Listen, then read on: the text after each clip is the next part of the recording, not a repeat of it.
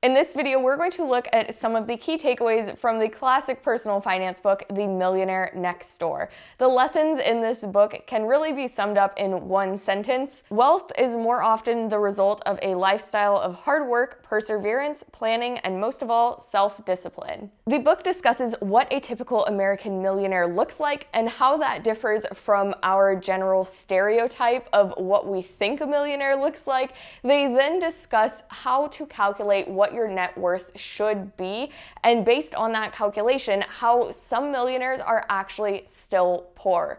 The authors go on to discuss the 7 common factors that they found between the millionaires that they interviewed and did case studies on, and then they give 4 questions that you should ask yourself and be able to answer if you would like to improve your financial situation and improve your chances of actually becoming a millionaire. So talking about the typical American millionaire, the authors say that we have a misconception about what a millionaire actually looks like. They go on to describe the general profile of the different millionaires that they interviewed, and it went something like this. Usually the wealthy individual is a businessman who has lived in the same town for all of his adult life. This person owns a small factory, a chain of stores, or a service company. He has married once and remains married. He lives next door to people with a fraction of his wealth. He is a compulsive saver and investor, and he has made his money on his own. 80% of America's millionaires are first-generation rich. This description is very different from the idea of millionaires that is portrayed in media and in movies.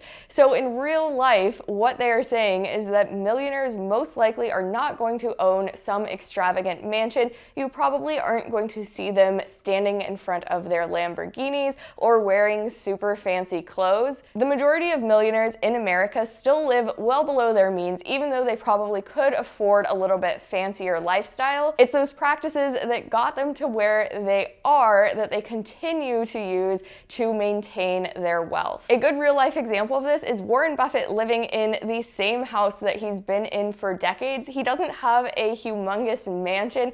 It's a pretty standard-sized house by American standards, and he chooses to stay in that house even though he could probably afford to buy any house in America that he wanted. So for the millionaires that actually do own mansions and do drive Lamborghinis, what about them? So the authors give a formula to calculate what your net worth should be by your age, and by using this formula, they also explain how many of these millionaires are actually poor. So to use their calculation of what they think your net worth should be by your current age and your current income, they say to take your age, multiply it by your income, and divide that number by 10. That number is approximately what they think your net worth should be. They classify people in 3 ways of where you actually are with your net worth compared to that expected amount.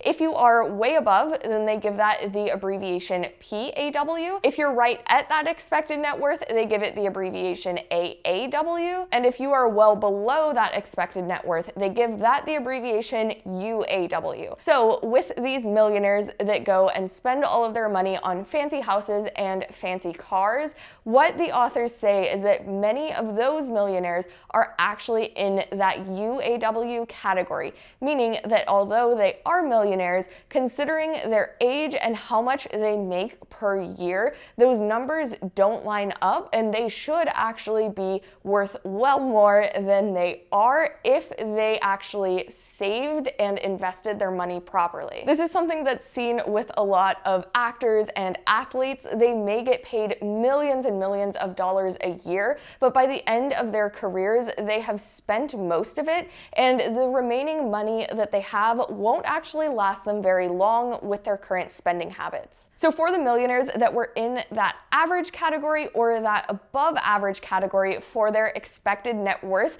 the authors found that there were 7 common factors between the millionaires that they interviewed. The first was that they do live well below their means, so not buying the most expensive houses and cars and clothes that they can afford. Second, they allocate their time, energy, and money efficiently in ways that are conducive to building wealth. The chapters that talked about this made the point that most millionaires are self-employed in some capacity, so that could could be being an entrepreneur or owning your own business, but it doesn't necessarily have to be inventing some new product or service or app. They said that many millionaires took their regular 9-to-5 jobs, like being a doctor or an accountant or having their own pest control business, and they took those jobs, created their own businesses out of them so that they were in control of the business and in control of their own income. They also talked about how long these millionaires that they interviewed held their investments on average, and most of them were long-term investors. They found that 20% hold for a year or two,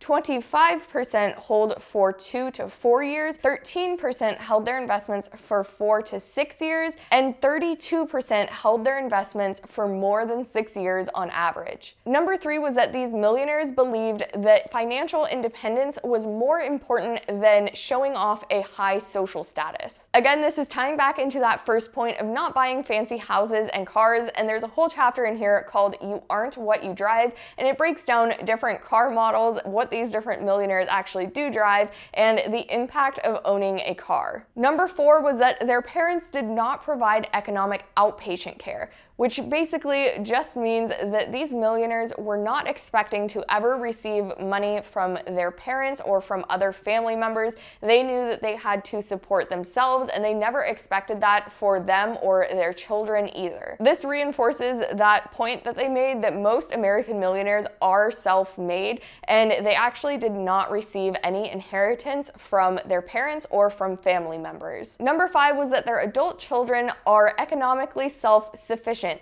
meaning that they not only did not receive money from their parents, but they do not give their money freely to their children either to support their lifestyles or their grandchildren's lifestyles. Number 6 was that they are proficient in targeting market opportunities. So this may be the stock market, sure, but really what this is referring more to is business opportunities. So going back to the point that most millionaires are self-employed, most of their businesses are solving a basic problem that people have, or they're targeting a specific niche and filling a gap in that market, providing a service that people really do need. Going off of that, number 7 was that they chose the right occupation, and by the author's opinions, the right occupation would be being self-employed. They said that interestingly, self-employed people make up less than 20% of the workers in America, but account for 2/3 of the millionaires. Looking at those 7 factors was a cool way just to point out the commonalities between these different millionaires that they interviewed,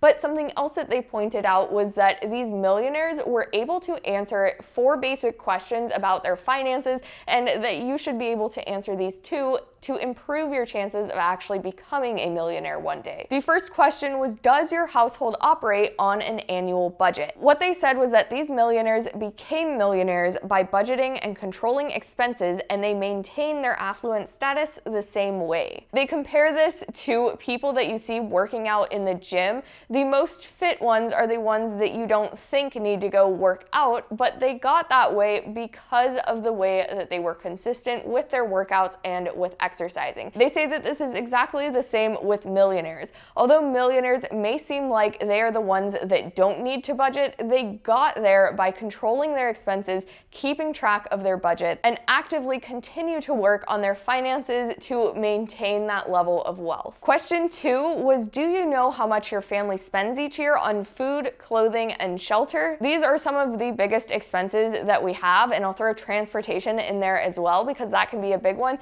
But again, this just goes back to that basic idea of budgeting and keeping track of your expenses and lifestyle inflation. Number 3 was, do you have clearly defined daily, weekly, monthly, annual, and lifetime goals? And something that they emphasized with this was that these goals were specific, and they were specific enough to implement a plan of action to actually get them done. Something that they said was that having a set of stated goals does not necessarily mean that one is committed to achieving them. Most of us want to be wealthy, but most of us do not spend the time, energy, and money required to enhance our chances of realizing this goal. And question 4 was, do you spend a lot of time planning your financial future? So the authors said that when comparing those groups of people that had more money than their expected net worth versus the people that had less money than their expected net worth, all of the people who were over their expected net worth could agree on 3 points. I spend a lot of time planning my financial future.